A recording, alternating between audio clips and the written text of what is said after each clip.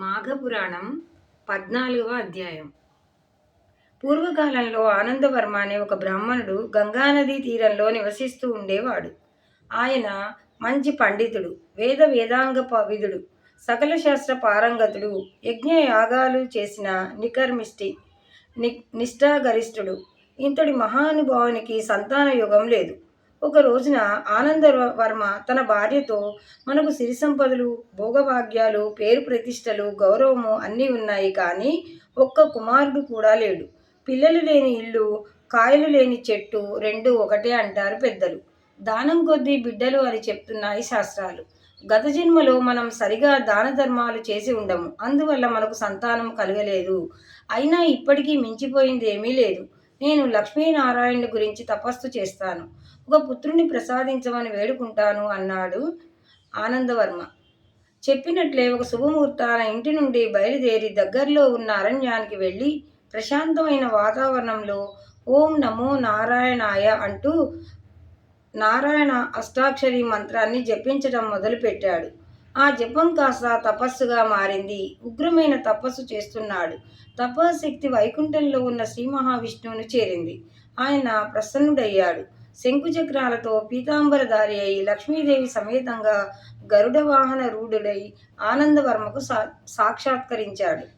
ఆనందవర్మ తదేకమైన దృష్టితో ధ్యానంలో ఉన్నాడు కాబట్టి శ్రీహరి వచ్చిన విషయం కూడా గమనించలేదు. భగవంతుడు అతని ఏకాగ్రతకు, పట్టుదలకు ఆనందించాడు. పిలిచాడు. మధురమైన ఆ పలుకులు విన్న ఆనందవర్మ ఈ లోకానికి వచ్చాడు. కళ్ళు తెరిచాడు. ఎదురుగా దేవాదిదేవుడు ఉన్నాడు. బ్రహ్మానందం చెందాడు. సాష్టాంగపడ్డాడు. భక్తి పారవస్యంతో లక్ష్మీనారాయణుని స్తుతించాడు. లక్ష్మీనారాయణ స్తుతి, దీన్ని చదివిన ప్రతి వారికి లక్ష్మీనారాయణుడి అనుగ్రహం కలుగుతుంది. లక్ష్మీనారాయణ స్తుతి. నమస్తే దేవదేవేశ, నమస్తే భక్తవత్సల, నమస్తే కరుణాసింధు, నమస్తే అనంత విక్రమ, గోవిందాయ సురేశాయ, అచ్యుతాయ వ్యయాయ చ, కృష్ణాయ వాసుదేవాయ, సర్వాధ్యక్షాయ సాక్షిణి, లోకస్థాయి హృదిస్థాయి అక్షరాయాత్మనే నమః, అనంతాయాది బీజాయ, ఆద్యాయ అఖిల రూపిణే, యజ్ఞాయ యజ్ఞపతే, మాధవాయ మురారయే, జలస్థాయ స్థలస్థాయ సర్వగాయామలాత్మనే, సచ్చిద్రూపాయ సౌమ్యాయ, సమస్తాయ రాఘవ నాశినే, నమః కాలాయ కలయే, కామితార్థ ప్రదాయ చ, నమో వేదాంత శాంతాయ, విష్ణవే జిష్ణవే నమః, విశ్వేశాయ విశాలాయ, వేదసే విశ్వవాసినే,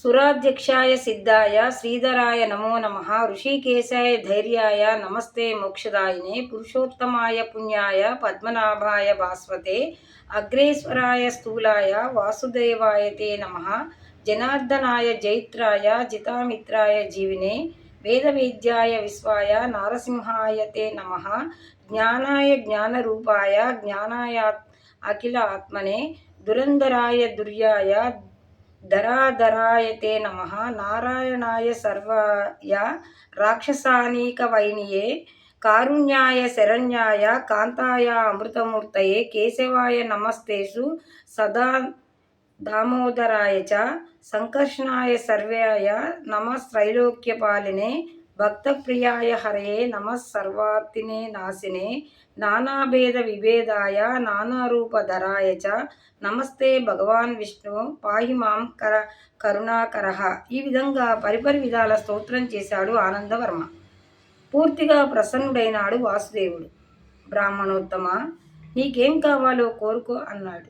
ఆ మాటలు విన్న శర్మ వెంటనే నాకు పుత్ర సంతానం కావాలి అని అడగలేదు, నీ పాదాల మీద భక్తిని ప్రసాదించు అన్నాడు. ఆ తరువాత, స్వామి, నేను ఉత్తమ గతులు పొందాలంటే సంతానం కావాలి కదా, అందుచేత నాకు సంతానాన్ని అనుగ్రహించు, జ్ఞాన వైరాగ్యాలు ప్రసాదించు, అంత్యకాలంలో నీ సన్నిధి చేరేటట్లుగా, ముక్తి పొందేటట్లుగా వరాన్ని ఇవ్వు, అంత్యకాలంలో నీ సన్నిధి చేరేటట్లుగా సంతోషంతో నీవు కోరిన వరాన్ని ఇస్తున్నాను అంటూ ఇచ్చి అంతర్ధానమైనాడు. ఆనంద శర్మ కూడా మహదానందంగా ఇంటికి వచ్చాడు.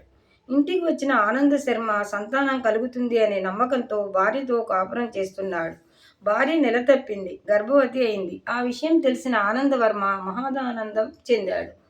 కాలక్రమేణా ఆమెకు నెలని నిండి ఉన్నాయి. పండంటి బిడ్డ జన్మించాడు.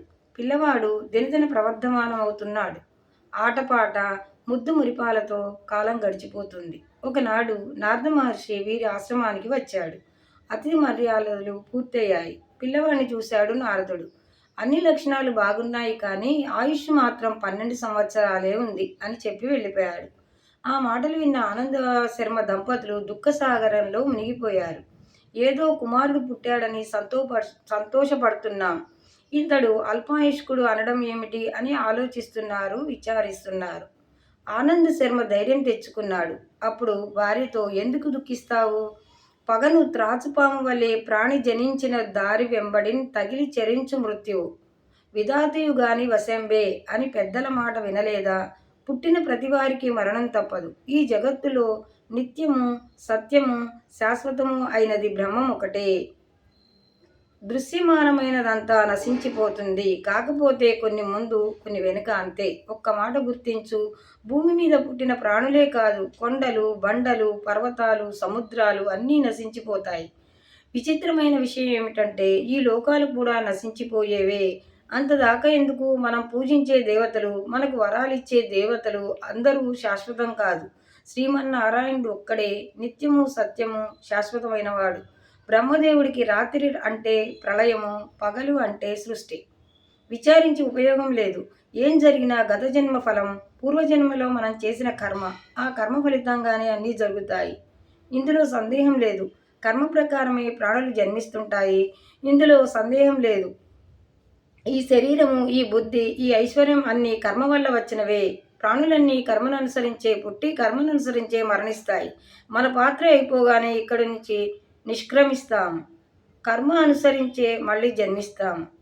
జనమరణాలు లేనివాడు, ఆద్యంతరహితుడు, పరమాత్ముడైన వాసుదేవుడు ఒక్కడే. ఘటన సమర్థుడు అతడే.